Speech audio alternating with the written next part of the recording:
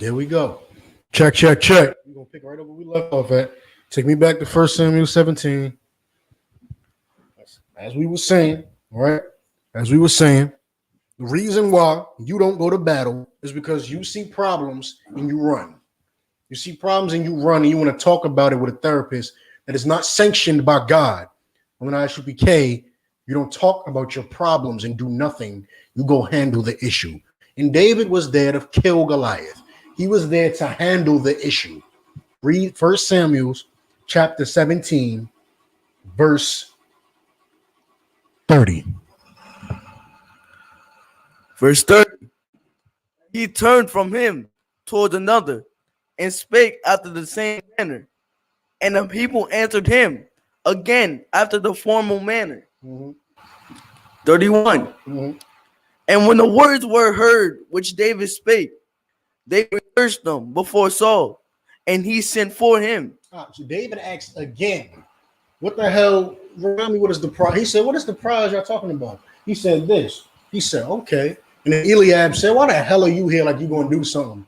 He said, well, you was Salakia. You ain't doing nothing. He asked again. He said, why am I here? He said, what did you say it was again? He said, well, there's a big African in the street and he's saying F God. He said, well, that's why I'm here. I'm here because there's a huge African in the street and nobody wants to go handle him. So apparently that's what I'm here for. That's what he told Eliab. And he was in such confidence. They ran to go tell Saul. Of course, again, none of them said, no, you young, bald-faced young man who's never been in battle except against sheep and oxen and lions, and you've never killed a person. I'll handle this. None of them said that. David said, well, I'll kill him. He's in the middle of the street looking to be killed, so why not go kill him? Go ahead. 32. And David said to Saul, let no man's heart fail because of him. Thy servant will go and fight with this Philistine. He said, nobody be worried. Nobody be worried. That is what the I.S.U.P.K is saying to the black community. Nobody be worried. Don't be worried. You don't want to do nothing, that's fine. But we will. Let no one's heart fail. Your heart is your what? Your mind. Don't let your mind trouble you. Don't be worried. Don't be scared. Don't be thinking of all these scenarios. Don't let your heart fail you.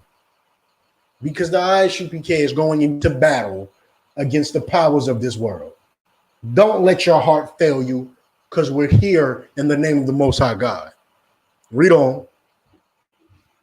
33. All we do is fix mental health. You understand that?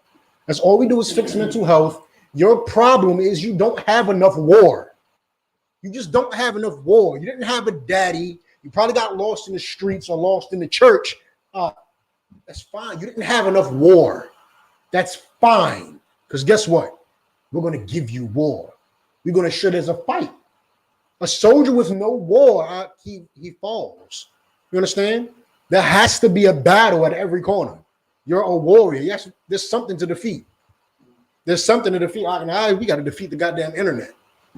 We got to defeat the damn internet. Everybody and their damn mother learns how to use all these goddamn apps and TikToks and heart emojis. And we got to learn how to use all that in order to keep up with the damn internet times. The internet is a damn battle. You understand? The internet itself is a battle.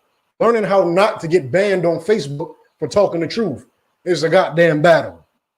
And we go to battle every day against every damn thing. Everything. You walk in the streets, it's a battle not to go kill somebody for being ignorant. You understand? It is a battle. And you win that battle, and you have to win that battle every day. Read on. 33.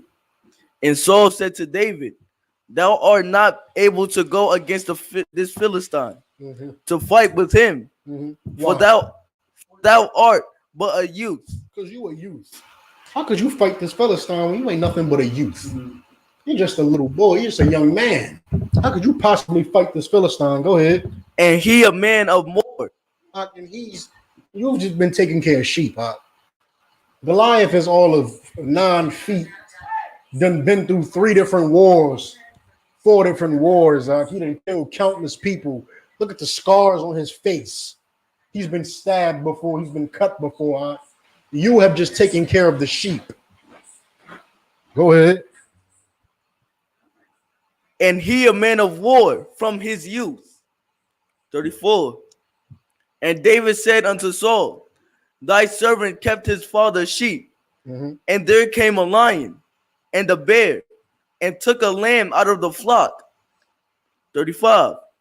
And I went out after him and smote him and delivered it out of his mouth. And when he arose against me, I caught him by his beard and smote him and slew him. 36.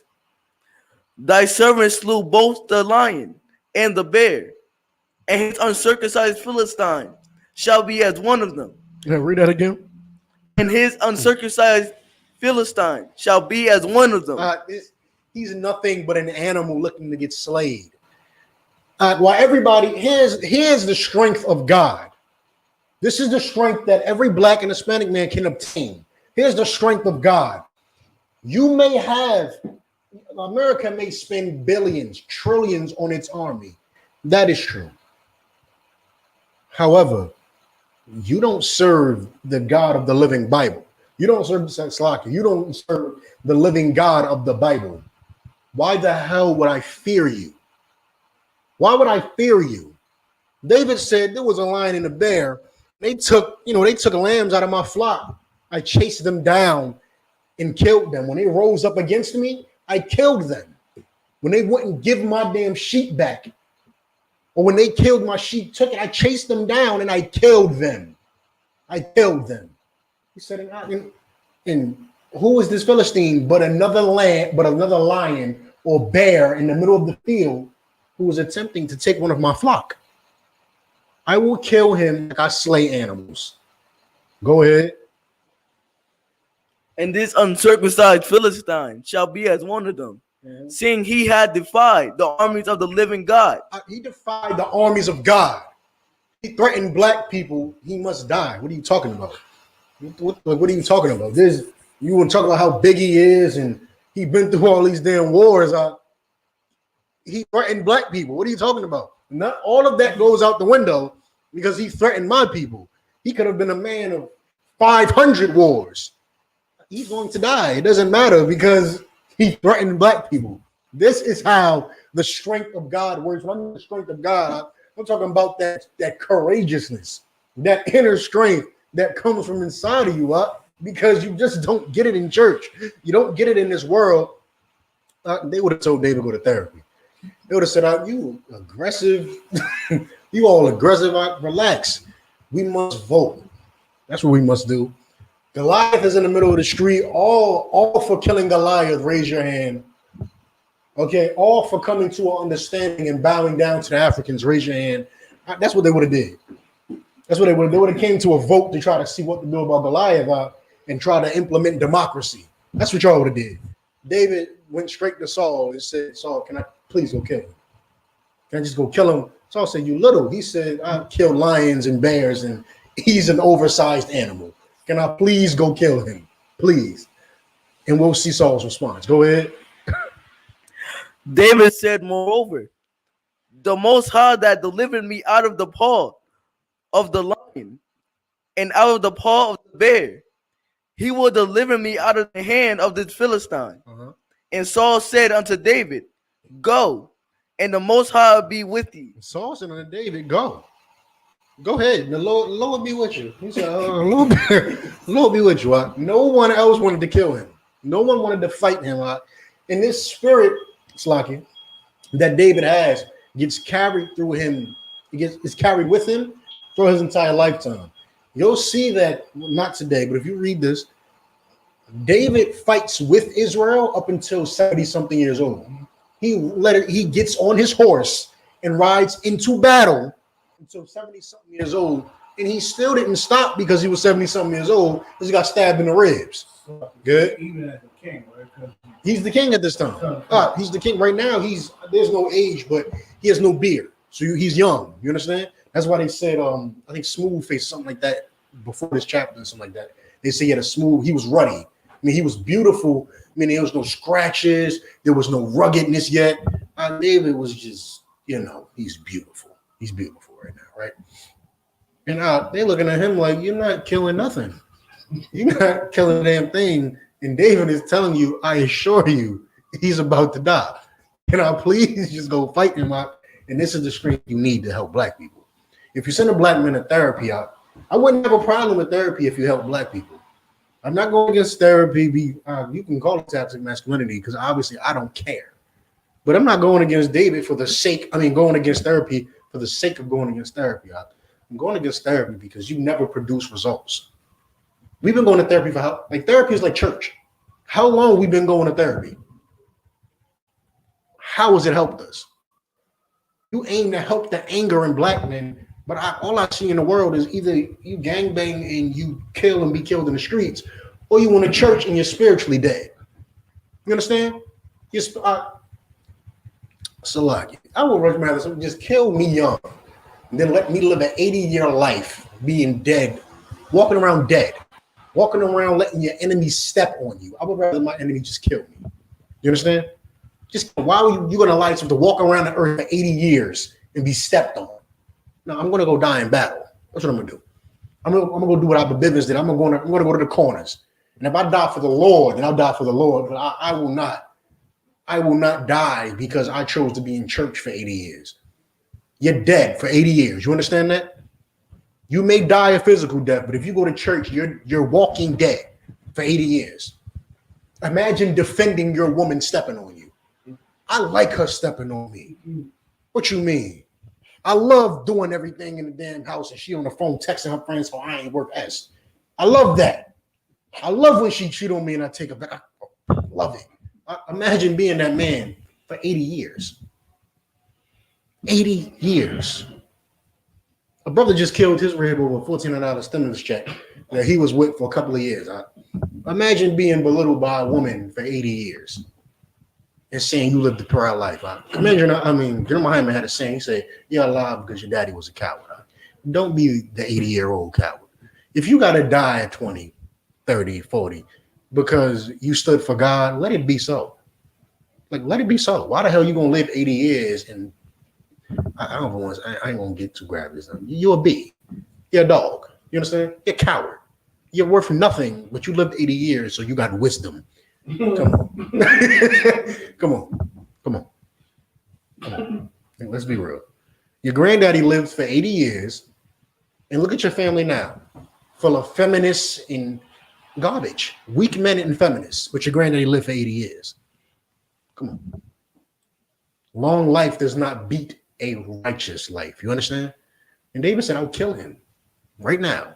I will kill him right now. Y'all want to live to see tomorrow. I don't care about tomorrow. Because he's going to die today. So I don't care about tomorrow because Goliath had to die today. And that's the attitude you have to have if you want to save black people. Your enemy, black enemies have to die today. Every day. You got to do things every day to kill off the enemies to black people. You can't say, let's vote. I'm going to change the police force by becoming the chief. No, you're not. You're not. You're going to become the chief. And the only place we're going to see you is the Christmas party. We're never going to see you actually changing black men's lives. You won't do what Commander General YAHANNA did as a police chief because you'll have a gang to represent. You'll have the boys in blue to represent. And you will not be able to help black people and be a part of your police gang. You understand? You can't do both.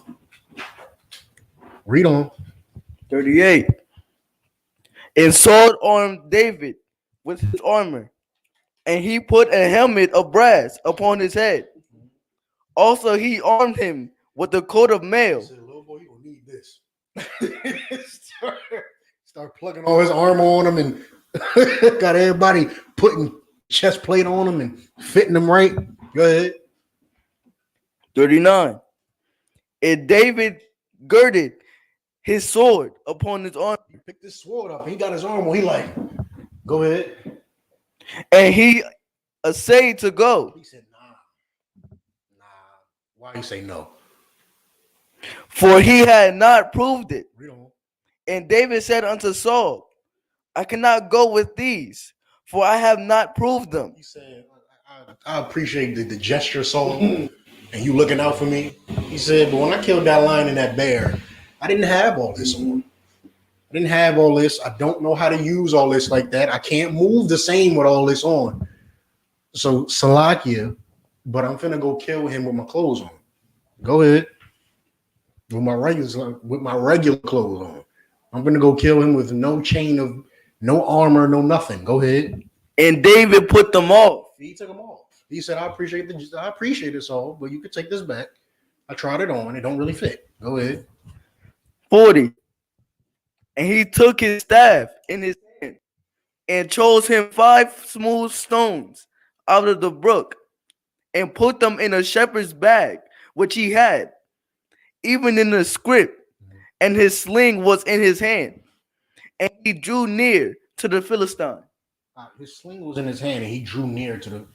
He got a slingshot, 5 rocks. With 5 rocks, like he had a bag. He had a bag right here. He went to the brook and said, "Give me 5 of these.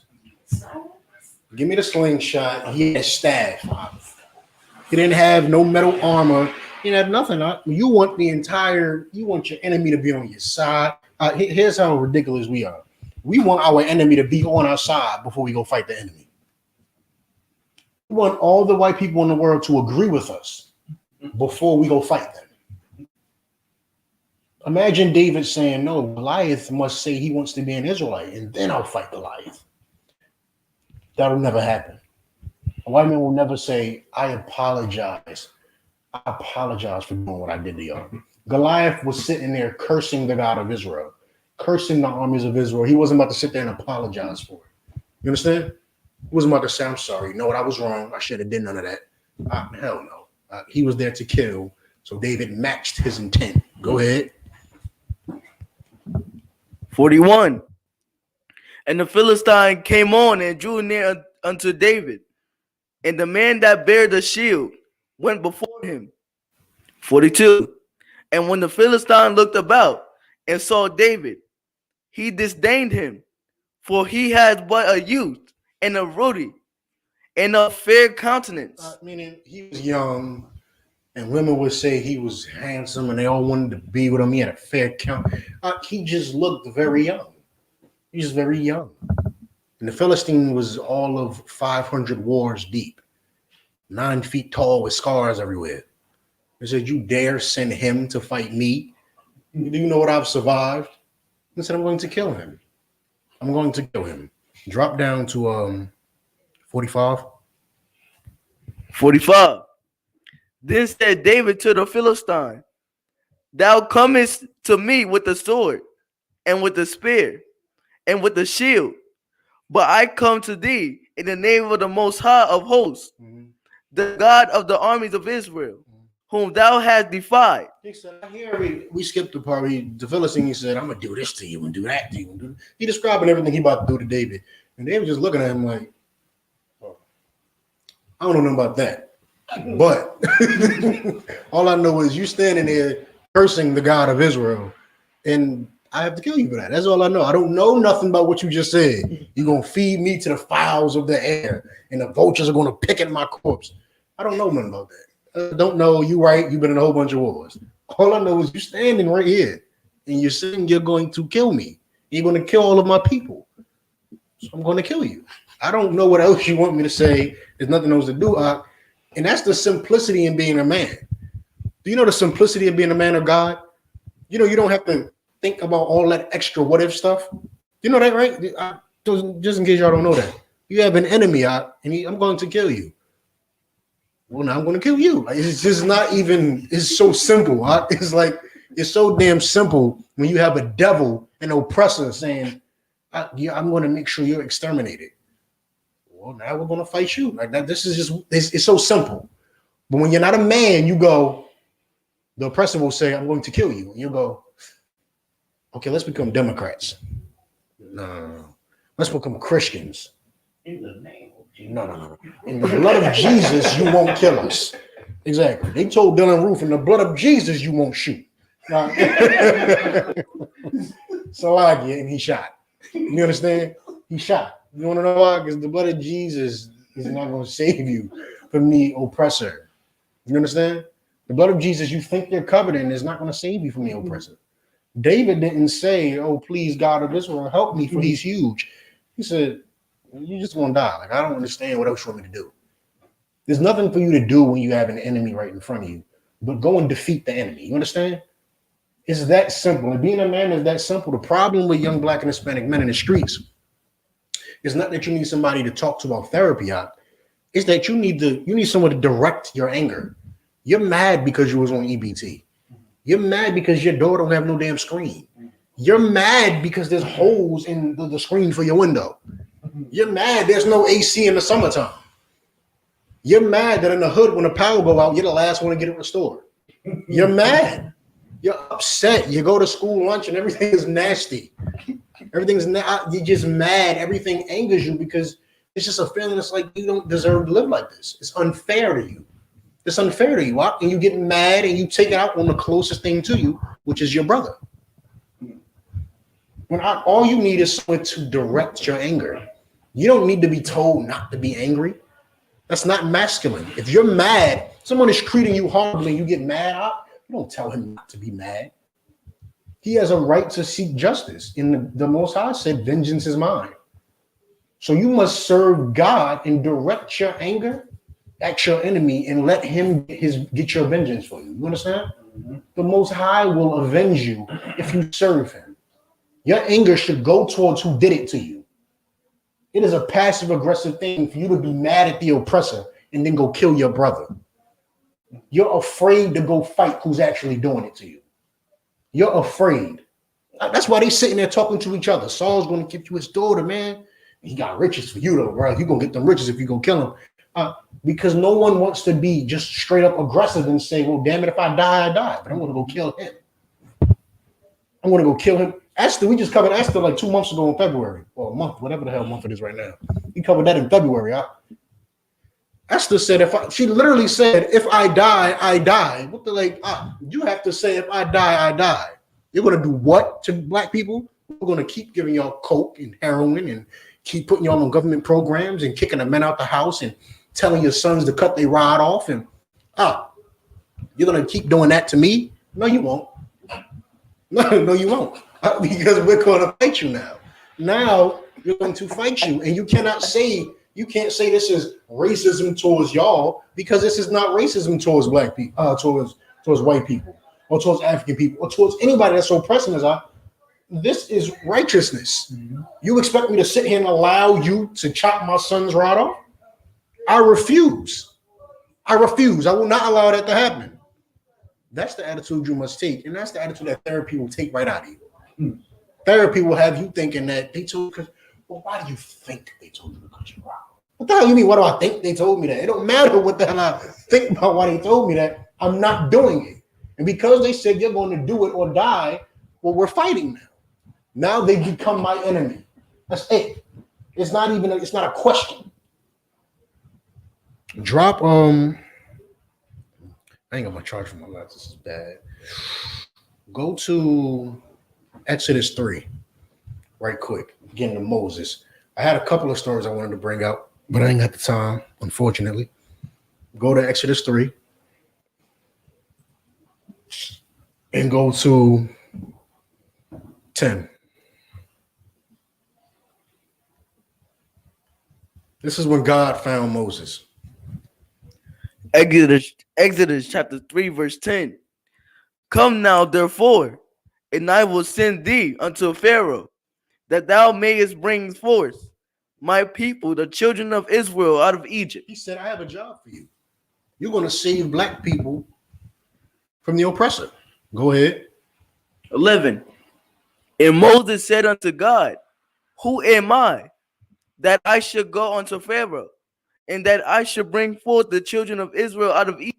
He said, well, sir, Salakia, I'm just not good at this job. I'm not going to be good at telling people to serve you. Look at me. Go ahead. All right, this is what you're saying right now to the therapist. What's the problem? I just don't feel like I'm good enough. I don't feel like I got it down packed. Go ahead. 12. And he said, certainly, I will be with thee, and this shall be a token unto thee, that I have sent thee. When thou hast brought forth the people out of Egypt, ye shall serve God upon this mountain. He said, go and do what I'm about to tell you to do. And it's going to work. And here's the mindset. Here's the mindset right here. After it works, you're going to come back here and serve me. Do you know what mindset that is? That's a mindset of, oh, I don't know if it's going to work. Will it work? That's not how you accomplish things. You understand? You want to accomplish something in your head, it need to be done. By the time before you start, it should be done. Meaning, damn, I want to go take this over. By the time you start in your mind, it should be done already. Meaning you should have conquered it in your mind already, and then you'll conquer it. He said, Moses, he said, I don't know if I can do it. He said, stop. After it's done, you're going to come back here and worship me. Meaning, oh, it's going to get done. Stop worrying about it. It's going to get done. As long as you follow what I tell you to do, it will definitely get done. Shalaki, I'm going to bring you over to...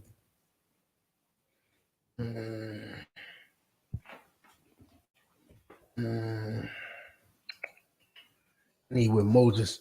Give me 4 and 10. When Moses stutters. There's another problem when brothers go to therapy. Brothers go to therapy, they say, oh, I got this problem, I got that. I stutter, man. I'm short. I'm too tall. I'm too lanky. I'm too fat. I can't do this. I can't do that. Go ahead. 4 and 10. And Moses said unto the Lord, this is for your excuses. Go ahead. O my Lord, I am not eloquent, neither heretofore, nor since thou hast spoken unto thy servant, but I am slow of speech and of a slow tongue. I am slow of speech and of a slow tongue. He said, sir, I stutter. You understand? Moses was saying everything to get out of his duty.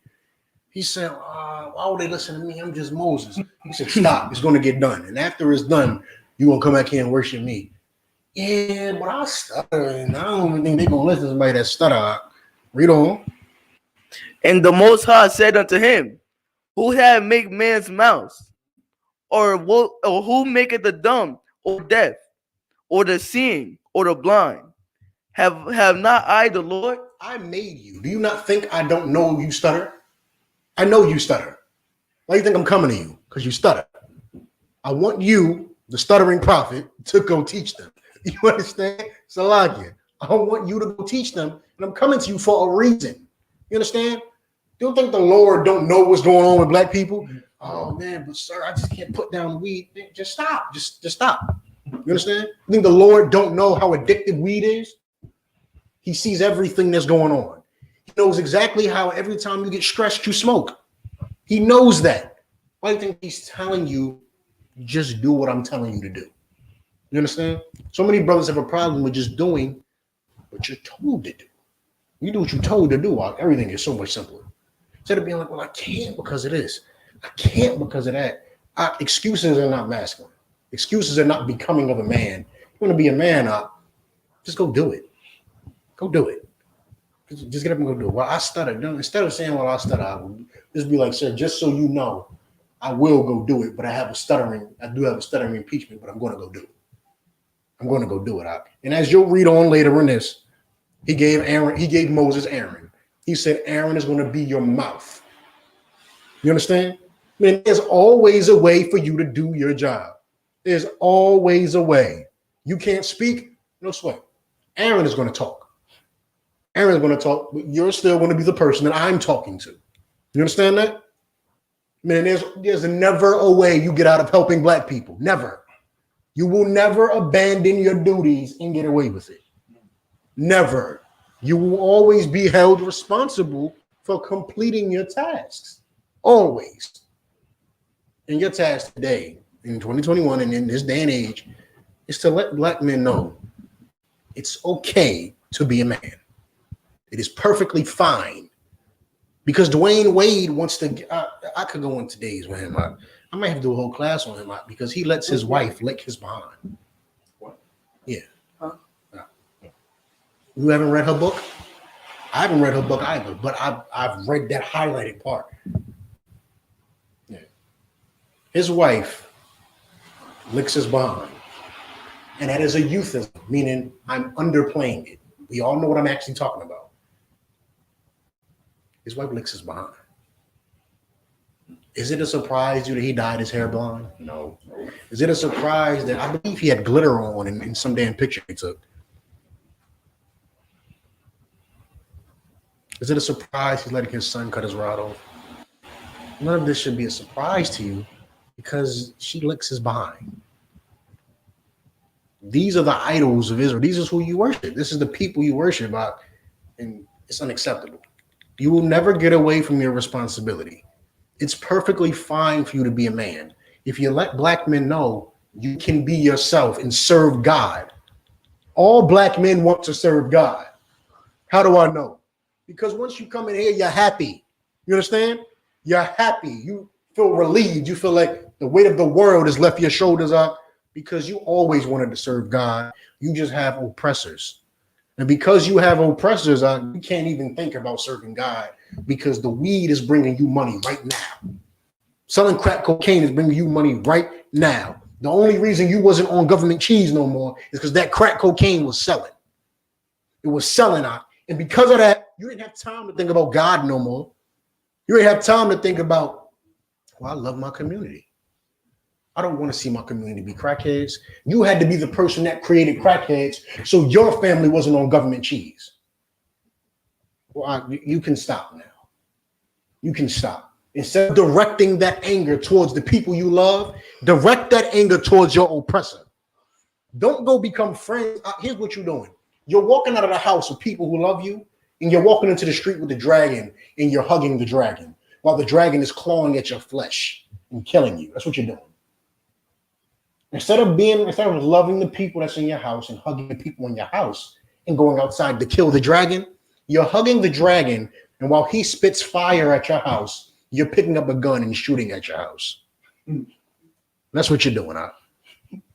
But it's okay for you to love your house and kill the dragon. You understand? I do not have more time, unfortunately, because of all that error that went on with the live stream. I had a much longer story to go into. I had to break everything down in pieces. On Friday, we're going to cover masculinity in total. All right. What they're saying toxic masculinity is, what it actually is, we'll get into what toxic masculinity actually is. There's actually something called toxic masculinity. And as an oxymoron to the word, it's actually being a girl. What I mean by being a girl, being a woman. What I mean by being a woman, being a feminine. Toxic masculinity is when you act like a woman. But of course, we'll have to break that down so everyone understands why toxic masculinity is really just you acting like a woman. That's what it is. Because in reality, nobody in I.S.U.P.K is toxically masculine. You're not toxically masculine. You're the perfect masculine that the world needs. And if they consider that toxic, if you're toxic because you refuse to bow down, because you say that I can have multiple women, I will serve the God of the Bible, I'll wear these weird clothes, I'll go to that damn corner, I'll speak Hebrew, and I'll fight the oppressor, I won't smoke weed and crack, I won't agree with what you say, I'll do what the God of the Bible says, I'll love my brothers unconditionally. If that makes you toxically masculine, then fine. But we're going to break into what's really toxically, meaning what's bad. What do men do that's actually bad? What you do that's bad is act like a girl. That's what you do that's bad. You act like a girl and it's bad. It's bad. That's the reason why people suffer. Black people suffer because men act like girls. That's why. If you stood up and stopped crack from entering your neighborhood like a man would, if you stood up and said, I am severely depressed in this society, and because of that, I know that I must fight my oppressor, not smoke weed to go deeper into depression, not self-medicate with marijuana so I don't feel like I'm depressed for 2 hours, fall asleep, wake up, and I'm depressed. I'm just hungry now. If you would just actually fight your depression, fight your oppressor, fight drugs, fight the whores on a pole. Tell them, sisters, get the hell off the pole. Mm-hmm. If they don't get off the pole, then they can't get no love from you. Force your community to fall into the realms of the Bible. if you would just be a man, the problems with black people, Salakia, the problems with black people disappear. The problem is you act like a girl. And because you act like a girl, the entire black community is damned. So when you come back to God, you can fix the entire community. But if you want to be toxically masculine, that's being a girl, and you're probably already doing it. All right? That means we're going to cover all that. We're going to have a whole story and a full class on this Friday. Make sure y'all tune in Friday. All right? That being said, we're going to wrap this class up. I'm going to visit like Majim Shabbat. It's like I Majim. I Majim Shabbat. Majim. Barak. Yahweh. Yahweh. Yahweh. Yahweh. Yahweh. Dismissed.